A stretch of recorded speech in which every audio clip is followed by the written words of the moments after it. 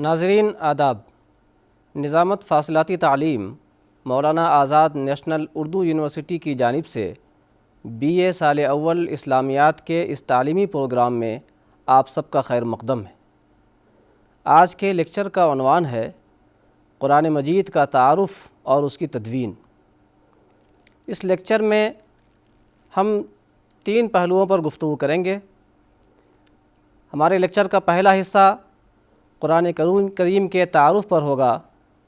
اس میں ہم بتائیں گے کہ قرآن کا معنی کیا ہے اور اس کی تعریف کیا کی گئی ہے، قرآن کریم میں سورتوں کی کیا نوعیت ہے اور ان کی تعداد کیا ہے، قرآن کی آیات کی تعداد کیا ہے، اور ساتھ ہی یہ بتائیں گے کہ قرآن کے مضامین کیا ہیں اور ان میں کیا باتیں بتائی گئی ہیں۔ لیکچر کے دوسرے حصے میں ہم قرآن کے نزول اور اس کی حفاظت پر بات کریں گے۔ اس میں آپ کو ہم بتائیں گے کہ قرآن کے نازل ہونے کا طریقہ کیا تھا اور کس طرح قرآن کریم کو اسی زمانے میں تحریری شکل میں محفوظ کر لیا گیا۔ لیکچر کا تیسرا حصہ قرآن کریم کی تدوین سے متعلق ہوگا۔ اس میں ہم گفتگو کریں گے کہ وہ کون سے مراحل ہیں جن سے گزر کر قرآن کریم موجودہ شکل میں آیا، اور ساتھ ہی ہم آپ کو یہ بھی بتائیں گے کہ قرآن مجید کی تلاوت کو آسان بنانے کے لیے کون کون سے طریقے اختیار کیے گئے۔ عزیز طلباء و طالبات، قرآن کریم اس کتاب کا نام ہے جسے اللہ تعالیٰ نے اپنے آخری رسول حضرت محمد مصطفیٰ صلی اللہ علیہ وسلم پر اتارا تاکہ وہ اس کے ذریعے انسانوں کی رہنمائی کرے اور انہیں اپنے احکام سے آگاہ کرے۔ کیا آپ جانتے ہیں کہ اس کتاب کا نام قرآن کیوں ہے؟ کس نے یہ نام رکھا اور قرآن کا معنی کیا ہے؟ آئیے ہم آپ کو بتائیں۔ قرآن عربی زبان کا لفظ ہے جس کا معنی ہے پڑھنا۔ عربی گرامر کے لحاظ سے قرآن کا ایک معنی ہوتا ہے پڑھی جانے والی کتاب۔ چونکہ پوری دنیا میں مسلمان اپنی ہر نماز کی ہر رکعت میں اس کتاب کی آیتوں کو پڑھتے ہیں، اس لیے اس کا نام قرآن ہے، یعنی پڑھی جانے والی کتاب۔ یہ نام کسی اور نے نہیں بلکہ خود اللہ تعالیٰ نے رکھا ہے۔ چنانچہ قرآن مجید کے اندر کم از کم 61 مرتبہ قرآن کریم کو اس نام سے ذکر کیا گیا ہے۔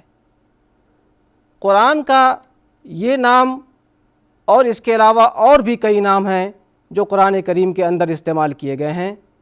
چنانچہ قرآن میں جو چند اور نام استعمال کیے گئے ہیں وہ یہ ہیں: فرقان، جس کا معنی ہے صحیح اور غلط میں فرق کرنے والا، ذکر، جس کا معنی ہے نصیحت اور یاد دہانی، اور کتاب، اور تنزیل یعنی نازل کیا ہوا اور اتارا ہوا۔ یہ قرآن کریم کے چند نام ہیں جن کا تذکرہ خود قرآن کریم کے اندر آیا ہے۔ جہاں تک قرآن کریم کی اصطلاحی تعریف کا تعلق ہے تو وہ ان الفاظ میں کی گئی ہے: قرآن اللہ تعالیٰ کا وہ معجز کلام ہے، یعنی ایسا کلام جس کی کوئی نظیر اور مثال نہیں پیش کی جا سکے، جو حضرت محمد صلی اللہ علیہ وسلم پر نازل ہوا، مصاحف کے اندر لکھا ہوا ہے، آپ صلی اللہ علیہ وسلم سے بغیر کسی شبہ کے بتواتر منقول ہے، اور اس کی تلاوت عبادت ہے۔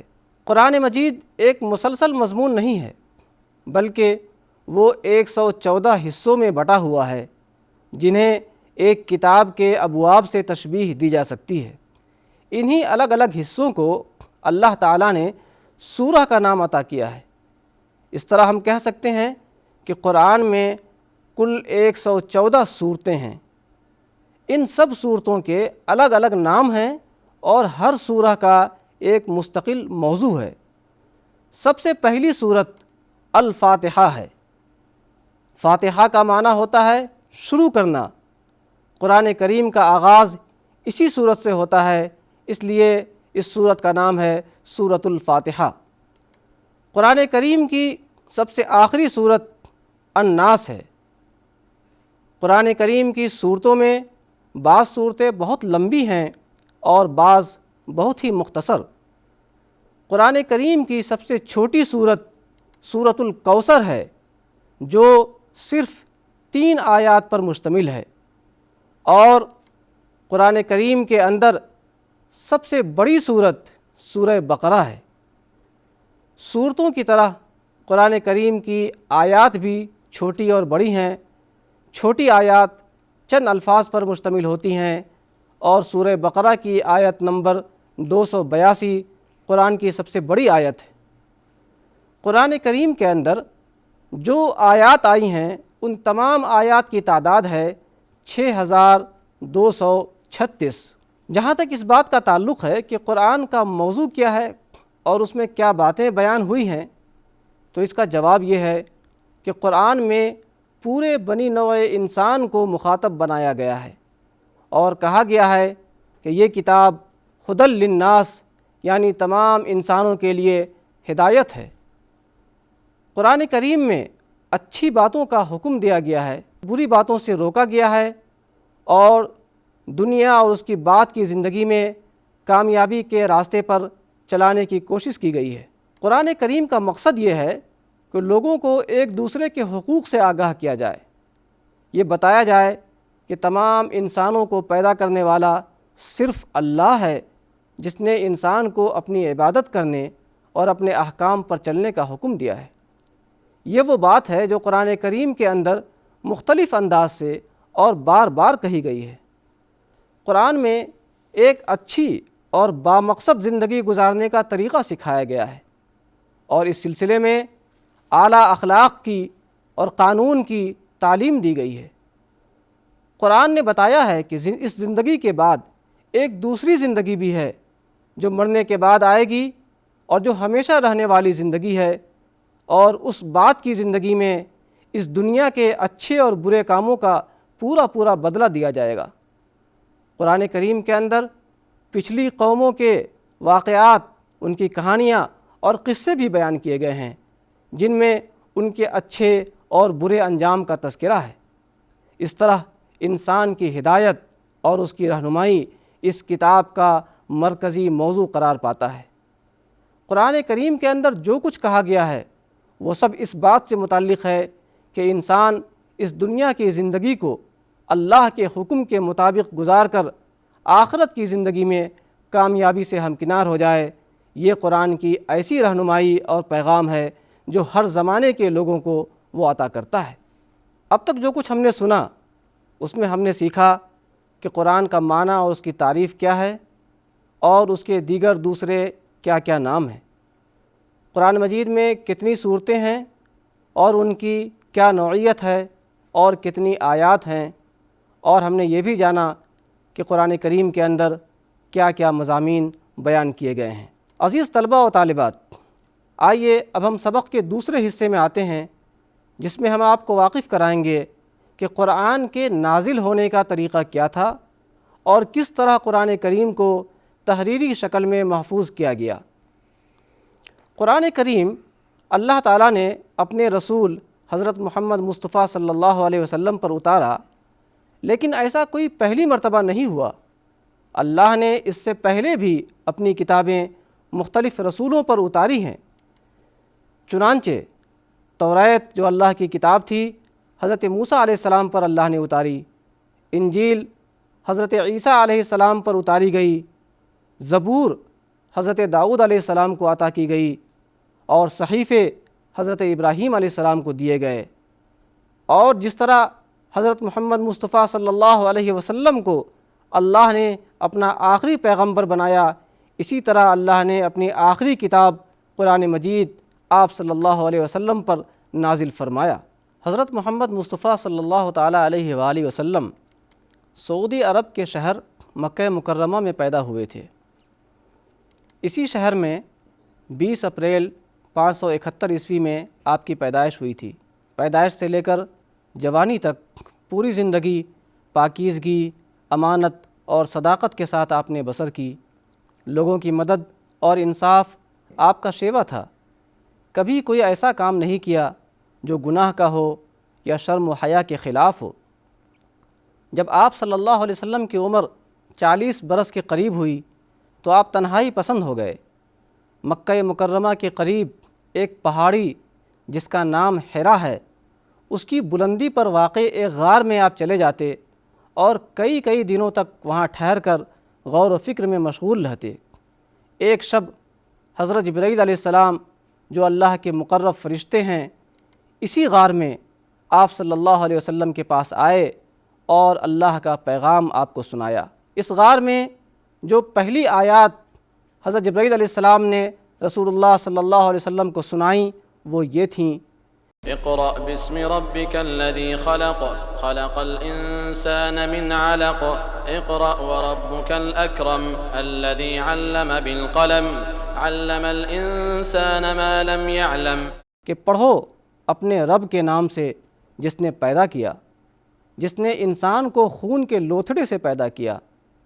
پڑھو اور تمہارا رب بڑا کریم ہے جس نے قلم سے سکھایا، جس نے انسان کو وہ سب سکھایا جو وہ نہیں جانتا تھا۔ یہ آیات حضرت جبرائیل علیہ السلام اللہ کے رسول صلی اللہ علیہ وسلم کے پاس لے کر آئے تھے۔ اس کو وحی کہتے ہیں۔ یہ پہلی وحی تھی جس میں 5 آیات نازل ہوئیں، اور یہ واقعہ رمضان کی 17 تاریخ کو پیش آیا جو عیسوی اعتبار سے ماہ اگست 610 عیسوی کی تاریخ تھی۔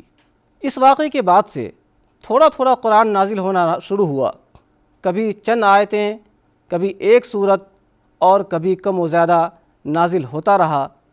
چونکہ قرآن کی آیات کے ذریعے اس سماج کے لوگوں کی تربیت کی جا رہی تھی اور بتدریج احکام نازل ہو رہے تھے، اس لیے ضرورت اور حالات کے مطابق قرآن نازل ہوتا رہا۔ جب تک حضرت محمد صلی اللہ علیہ وسلم مکہ مکرمہ کے اندر رہیں وہاں قرآن کی آیات نازل ہوتی رہیں، اور جب آپ مدینہ منورہ تشریف لے گئے تو قرآن کی آیات کے نازل ہونے کا سلسلہ وہاں بھی جاری رہا۔ اس طرح قرآن کریم تھوڑا تھوڑا کر کے نازل ہوا اور تقریباً 23 برس کی مدت میں پورا قرآن کریم نازل ہوا۔ یہاں میں آپ کو ایک بات بتاؤں کہ قرآن کریم کے اندر آیات اور سورتوں کی جو موجودہ ترتیب ہے وہ نازل ہونے کی ترتیب نہیں ہے۔ سب سے پہلے جو آیات نازل ہوئیں وہ سورہ علق کی آیات تھیں جو اس وقت 30ویں پارے کے اندر ہے، اور سب سے آخر میں سورہ توبہ کی آخری آیت نازل ہوئی جو اس وقت کی ترتیب میں 11ویں پارے کے اندر ہے۔ رسول اللہ صلی اللہ علیہ وسلم کا طریقہ یہ تھا کہ جب بھی قرآن کا کوئی حصہ نازل ہوتا تو سب سے پہلے آپ اسے لکھواتے، پھر پڑھوا کر سنتے اور اس کی اصلاح فرماتے تاکہ غلطی کا کوئی بھی امکان باقی نہ رہے، تب جا کر ان آیات کی عام اشاعت کا حکم دیا کرتے تھے۔ ان آیات کو لکھواتے وقت آپ یہ بھی بتاتے تھے کہ فلاں آیت کو فلاں صورت کے اندر اور فلاں آیت کے بعد لکھو۔ اسی طرح صورتوں کی ترتیب بھی آپ صلی اللہ علیہ وسلم خود ہی متعین فرماتے تھے۔ اس لیے قرآن کی جو موجودہ ترتیب ہے وہ اللہ کی ہدایت کے مطابق رسول اللہ صلی اللہ علیہ وآلہ وسلم کی بنائی ہوئی ہے۔ قرآن کریم کو جن صحابہ کرام سے اللہ کے رسول صلی اللہ علیہ وسلم لکھواتے تھے ان کو کاتبین وحی کہتے ہیں۔ ایسے صحابہ تو بہت سارے تھے، لیکن ان میں سے چند کے نام یہ ہیں: حضرت ابو بکر صدیق رضی اللہ عنہ، حضرت عمر فاروق، حضرت عثمان غنی، حضرت علی، یہ چاروں خلفائے راشدین کہلاتے ہیں۔ ان کے علاوہ حضرت ابی بن کعب، حضرت زید بن ثابت، حضرت ثابت بن قیس، حضرت معاویہ، حضرت ابان بن سعید اور حضرت عبداللہ بن ابی سرح رضی اللہ تعالی عنہم وغیرہ۔ قرآن کی یہ تحریریں جو رسول اللہ صلی اللہ علیہ وسلم لکھوا رہے تھے وہ خود آپ صلی اللہ علیہ وسلم کے پاس رہتی تھیں، اور صحابہ کرام اپنے لیے ان کی نقلیں بھی تیار کر لیا کرتے تھے۔ اس طرح پورا قرآن مکمل تحریری شکل میں محفوظ ہو گیا تھا۔ قرآن کی حفاظت کے لیے صرف لکھنے کے طریقے پر اکتفا نہیں کیا گیا بلکہ اس کے ساتھ اس کو زبانی یاد کرنے اور یاد رکھنے کا بھی طریقہ اپنایا گیا۔ عرب کے لوگ اپنی قوت حافظہ کی وجہ سے پوری دنیا میں ممتاز تھے۔ قرآن جب نازل ہونا شروع ہوا تو اس کا جتنا حصہ نازل ہوتا اس حصے کو صحابہ کرام زبانی یاد کر لیا کرتے تھے اور اس کو اپنی نمازوں میں پڑھتے تھے، کیونکہ رسول اللہ صلی اللہ علیہ وسلم نے یہ بتایا تھا کہ قرآن کی تلاوت کے بغیر نماز مکمل نہیں ہوتی ہے۔ نماز میں قرآن پڑھنے کے علاوہ عام اوقات میں بھی وہ اس کی تلاوت کرتے تھے، کیونکہ رسول اللہ صلی اللہ علیہ وسلم نے یہ بھی بتایا تھا کہ قرآن کی تلاوت کرنا عبادت ہے اور اس کو پڑھنے میں ہر لفظ پر نیکی ملتی ہے۔ اس طرح صحابہ کرام کی ایک بڑی تعداد نے پورے قرآن کو زبانی حفظ کر لیا تھا اور بہت سارے صحابہ کرام مکمل قرآن کے حافظ تھے۔ اس وقت سے لے کر اب تک قرآن کریم کو پوری دنیا میں زبانی یاد کرنے کا سلسلہ جاری ہے، اور آج بچے اور بچیاں، جوان، مرد و عورت اور عمر رسیدہ لوگ بے شمار تعداد میں قرآن کریم کے حافظ ہیں اور اس کو یاد کرتے ہیں۔ عزیز طلباء و طالبات، اب تک کی گفتگو میں جو کچھ ہم نے سیکھا وہ یہ تھا کہ قرآن مجید اللہ تعالیٰ کی آخری کتاب ہے جسے اللہ نے اپنے آخری رسول حضرت محمد صلی اللہ علیہ وسلم پر اتارا۔ قرآن کا نزول اکٹھے نہیں ہوا، بلکہ ضرورت اور حالات کے مطابق تھوڑا تھوڑا کر کے تقریباً 23 برس کی مدت میں پورا نازل ہوا۔ قرآن کی آیتوں اور سورتوں کی ترتیب اللہ کی ہدایت کے مطابق حضرت محمد صلی اللہ علیہ وسلم نے قائم کی ہے، جو نزول کی ترتیب سے مختلف ہے، اور قرآن کی ہر آیت کو حضرت محمد صلی اللہ علیہ وسلم اپنی نگرانی میں لکھواتے تھے۔ آپ کی زندگی میں پورا قرآن تحریری شکل میں موجود تھا۔ صحابہ کرام نے بھی اپنے لیے اس کی نقلیں تیار کر لی تھیں۔ صحابہ کرام قرآن کی صورتوں اور آیتوں کو زبانی یاد رکھتے تھے، جنہیں وہ روزانہ کی 5 نمازوں میں پڑھتے تھے۔ نماز کے علاوہ بھی وہ اس کی تلاوت کرتے تھے۔ حضور صلی اللہ علیہ وسلم کی زندگی میں صحابہ کی ایک بڑی تعداد کو پورا قرآن حفظ یاد تھا۔ قرآن کریم اس وقت سے لے کر جو ہم تک پہنچا، اس کی ترتیب یہی رہی کہ رسول اللہ صلی اللہ علیہ وسلم سے صحابہ کرام نے زبانی بھی لیا اور تحریری شکل میں بھی لیا، اور ان دونوں طریقوں سے یہ قرآن کریم آج ہمارے پاس تک آیا ہے۔ عزیز طلباء و طالبات، اب ہم آپ کو سبق کے آخری حصے میں لیے چلتے ہیں، جس میں ہم آپ کو قرآن کریم کی تدوین کے بارے میں بتائیں گے، اور ساتھ ہی یہ بھی بتائیں گے کہ قرآن کی تلاوت کو آسان بنانے کے لیے کیا کیا اقدامات آپ صلی اللہ علیہ وسلم کے زمانے کے بعد کیے گئے۔ یہ تو آپ جان چکے ہیں کہ رسول اللہ صلی اللہ علیہ وسلم کی زندگی میں پورا قرآن لکھا جا چکا تھا، جو الگ الگ تحریروں میں تھا، اور کچھ صحابہ کرام نے اپنے لیے بھی ان کی نقلیں تیار کر لی تھیں۔ اس کے علاوہ بڑی تعداد میں لوگوں کو مکمل قرآن زبانی یاد تھا، اور ہر مسلمان کو قرآن کا کچھ نہ کچھ حصہ تو ضرور یاد تھا جسے وہ اپنی نمازوں میں پڑھتے تھے۔ رسول اللہ صلی اللہ علیہ وسلم کی وفات کے بعد اس بات کی ضرورت پیش آئی کہ ان علیحدہ تحریروں کو اکٹھا کر کے ایک ایسا نسخہ تیار کیا جائے جو امت کی اجتماعی تصدیق سے تیار ہوا ہو۔ یہ کام اسلام کے پہلے خلیفہ حضرت ابوبکر صدیق رضی اللہ تعالیٰ عنہ کے حکم سے شروع کیا گیا۔ انہوں نے یہ ذمہ داری حضرت زید بن ثابت کو سونپی، جو نہ صرف کاتب وحی تھے بلکہ وہ خود بھی پورے قرآن کے حافظ تھے، اور اس کام میں انہوں نے حضرت عمر فاروق رضی اللہ تعالیٰ عنہ کو ان کا معاون بنایا۔ حضرت زید بن ثابت نے اس کام کو بڑی احتیاط کے ساتھ شروع کیا۔ وہ ایک ایک آیت کو اکٹھا کرتے تھے، اور احتیاط کی وجہ سے ہر آیت پر 2 صحابہ کرام سے اس بات کی گواہی لیتے تھے کہ اس آیت کو انہوں نے حضور صلی اللہ علیہ وسلم سے سنا ہے، اور ساتھ ہی صحابہ کرام کے پاس جو تحریریں موجود تھی قرآن کریم کی، ان تحریروں سے بھی ہر آیت کا مقابلہ کرتے تھے۔ اس طرح قرآن کریم کو ایک جگہ اکٹھا کیا گیا اور ایک کتابی شکل اس کو دی گئی۔ یہ نسخہ جو تیار ہوا تھا وہ نہایت اعلیٰ تحقیقی طریقے پر تیار ہوا تھا، اور اس میں تمام آیات کی ترتیب وہی تھی جو رسول اللہ صلی اللہ علیہ وسلم نے بنائی تھی۔ یہ کام چونکہ پہلے خلیفہ حضرت ابوبکر صدیق رضی اللہ تعالیٰ عنہ کے حکم سے اور ان کی نگرانی میں ہوا تھا، اس لیے اس جمع و تدوین کو حضرت ابوبکر صدیق رضی اللہ تعالیٰ عنہ کی طرف منسوب کرتے ہوئے ان کو پہلا جامع قرآن کہا جاتا ہے۔ قرآن کا یہ نسخہ جو تیار ہوا، یہ نسخہ حضرت ابوبکر صدیق رضی اللہ تعالیٰ عنہ کی زندگی میں ان کے پاس رہا، ان کے بعد حضرت عمر فاروق رضی اللہ عنہ کے پاس رہا، حضرت عمر کے انتقال کے بعد ان کی صاحبزادی ام المومنین حضرت حفصہ رضی اللہ تعالیٰ عنہ کے پاس آیا، اور پھر جب حضرت عثمان رضی اللہ عنہ خلیفہ ہوئے تو یہ نسخہ حضرت عثمان کے پاس آیا۔ حضرت عثمان کے زمانے میں قرآن کو ایک مخصوص رسم الخط میں لکھا گیا۔ یہاں میں آپ کو ایک بات سمجھاؤں کہ عربوں کے یہاں بول چال کے مختلف لہجے تھے اور ہیں، اور رسول اللہ صلی اللہ علیہ وسلم نے اس بات کی اجازت دی تھی کہ قرآن کے بعض الفاظ کو مختلف لہجوں میں پڑھا جا سکے۔ حضرت عثمان کا زمانہ آتے آتے چونکہ مسلمان دور دراز کے علاقوں میں پھیل چکے تھے، اور نئے نئے مسلمان ہونے والوں کو کبھی کبھی قرآن کریم کا ایک ہی لفظ علیحدہ علیحدہ طریقوں سے پڑھتے ہوئے سن کر ان کو اچھمبا لگتا اور وہ اختلاف کرنے لگتے تھے۔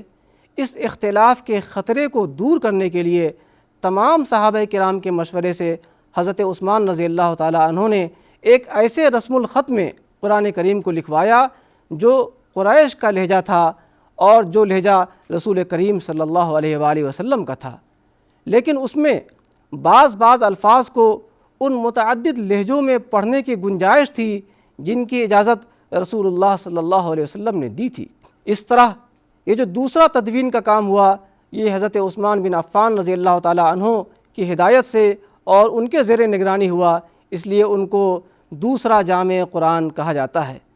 حضرت عثمان کے زمانے کا جو قرآن تیار ہوا، وہ قرآن ایسا اعلیٰ تحقیقی طریقے پر تیار کیا گیا تھا کہ اس رسم الخط کو عثمانی رسم الخط کا نام دیا گیا، اور اس نسخے کو نسخہ عثمانی کہا گیا۔ اس نسخے کی کئی نقلیں تیار کی گئیں جو اس وقت کی اسلامی حکومت کے تمام بڑے بڑے شہروں میں بھیجی گئیں، اور اس وقت سے لے کر آج تک پوری دنیا کے اندر قرآن کریم کے جتنے بھی نسخے پائے جاتے ہیں، جہاں بھی قرآن لکھا جاتا ہے اور قرآن کی طباعت ہوتی ہے، وہ اسی رسم الخط میں ہوتی ہے جو عثمانی رسم الخط کہلاتا ہے۔ ناظرین، اب میں آپ کو چند ایسی باتوں سے متعارف کراتا ہوں جو خلفائے راشدین کے زمانے کے بعد انجام دی گئیں، اور ان کا مقصد یہ تھا کہ عام لوگوں کو قرآن کریم کی تلاوت کرنے، نماز میں قرآن پڑھنے اور اسے یاد کرنے میں آسانی ہو۔ کیا آپ جانتے ہیں کہ قرآن مجید کے عربی الفاظ پر نقطے اور اعراب یعنی زبر، زیر اور پیش وغیرہ شروع میں نہیں تھے؟ جی ہاں، بات یہ تھی کہ عرب جب تحریر لکھتے ہیں تو اس پر اعراب نہیں لگاتے ہیں۔ آج بھی عربی کی کتابوں اور اخبارات وغیرہ پر اعراب آپ کو نظر نہیں آئیں گے۔ قرآن پر بھی شروع میں اعراب نہیں ہوتا تھا۔ اتنا ہی نہیں بلکہ شروع میں جب قرآن کو لکھا گیا تو اس میں نقطے بھی نہیں تھے۔ بغیر نقطے اور اعراب کے قرآن کو پڑھنے میں عرب کے لوگوں کو کوئی دشواری نہیں ہوتی تھی، کیونکہ عربی ان کی زبان تھی اور قرآن پڑھنا وہ ایک دوسرے سے سیکھتے تھے۔ لیکن اس میں ایسے لوگوں کے لیے دشواری تھی جن کی زبان عربی نہیں ہے۔ اس دشواری کو دور کرنے کے لیے قرآن کریم پر نقطے اور اعراب لگائے گئے، اور یہ کام اموی حکومت کے زمانے میں جو خلفائے راشدین کے بعد کا زمانہ ہے، ممتاز علماء کرام کے ذریعے انجام پایا، تاکہ عربی نہ جاننے والے لوگ بھی دیکھ کر صحیح قرآن کریم کو پڑھ سکیں۔ قرآن کی تلاوت کو آسان بنانے کے لیے اور بھی کئی کام بعد میں کیے گئے، جیسے قرآن کو برابر کے 30 حصوں میں تقسیم کیا گیا جو قرآن کے 30 پارے کہلاتے ہیں۔ اسی طرح ہر پارے کے اندر چھوٹے چھوٹے حصے کر کے ان کو رکوع کا نام دیا گیا، تاکہ نماز کی ایک رکعت کے اندر ایک رکوع کی مقدار تلاوت کی جا سکے۔ پارے اور رکوع کی یہ تقسیم صرف تلاوت کی آسانی کے لیے رسول اللہ صلی اللہ علیہ وسلم کے بعد اور خلفائے راشدین کے بھی بعد اموی حکومت کے زمانے میں انجام دی گئیں۔ پریس جب تک ایجاد نہیں ہوا تھا، قرآن مجید کو ہاتھ سے نقل کرنے کا رواج تھا۔ بہت سارے لوگوں نے قرآن کریم کی کتابت کو اور تحریر کرنے کو اپنا مشغلہ بنا لیا تھا، اور وہ بہت خوبصورت انداز میں قرآن کریم کے نسخے تیار کرتے تھے۔ ایسے عمدہ نمونے مختلف لائبریریوں میں آج بھی موجود ہیں، اور آج پوری دنیا کے اندر جو قرآن کریم کے نسخے موجود ہیں وہ پریس سے تباہ ہو رہے ہیں، اور ہر جگہ ایک ہی رسم الخط کے اندر قرآن کریم موجود ہے۔ ناظرین، اس پورے لیکچر کو سننے کے بعد ہم نے جو کچھ سیکھا، آئیے ایک بار خلاصے کے طور پر ہم اس کو دہرا لیں تاکہ یہ ساری باتیں ہمارے ذہن نشیں ہو جائیں۔ ہم نے جو کچھ سیکھا وہ یہ ہے، قرآن کا معنی ہے پڑھی جانے والی کتاب۔ یہ نام اللہ نے رکھا ہے۔ اس کے دوسرے نام ہیں فرقان، ذکر، کتاب اور تنزیل۔ قرآن میں 114 صورتیں ہیں اور آیات کی تعداد 6236 ہے۔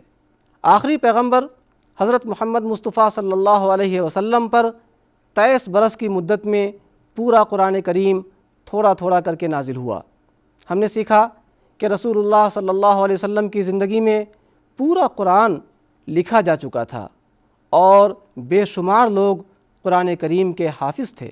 ہم نے یہ سیکھا کہ حضرت ابوبکر رضی اللہ عنہ نے قرآن کی علیحدہ تحریروں کو ایک جگہ کتابی شکل میں اکٹھا کرایا، اور اس کام کو حضرت زید بن ثابت رضی اللہ تعالیٰ عنہ نے بڑی احتیاط اور اہتمام کے ساتھ انجام دیا۔ حضرت عثمان غنی رضی اللہ عنہ نے قرآن کریم کو ایک ایسے رسم الخط میں لکھوایا جس میں بعض الفاظ کو کئی لہجوں میں پڑھنے کی گنجائش تھی، اور وہ رسم الخط عثمانی رسم الخط کہلاتا ہے۔ آج کے لیکچر میں اتنا ہی ہے، اجازت دیجیے، آداب۔